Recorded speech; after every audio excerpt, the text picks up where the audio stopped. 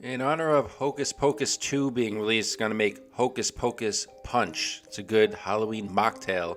Kids really like it, and it's really easy to make. So just grab a pitcher, put in 6 cups apple cider, and then 2 cups of cranberry juice. And I got 33 ounces of orange seltzer here. This is actually clementine flavored seltzer, but close enough. If you have cans of seltzer, just put in 2 cans of seltzer for 24 ounces, or as much as you like. Any flavor will do for this as well.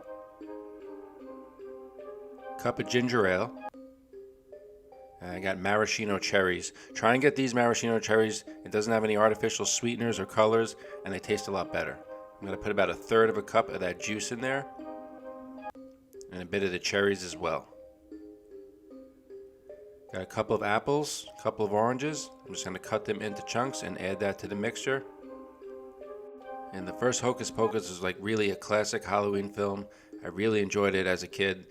Let me know if you saw the second one and what you think of it.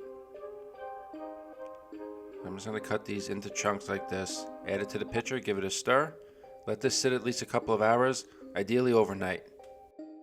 And again, this is a mocktail, but if you really want the alcohol, add a couple of ounces of rum or vodka to your glass when you pour the mixture in. But I'm going to keep this Hocus Pocus Punch a mocktail. Add some fruit to the bottom of a jar. Add in the Hocus Pocus Punch mixture. And that's it. You could add a little more seltzer if you like. Or for the kids, I like to add a little Halloween candy with it. And you're ready to enjoy.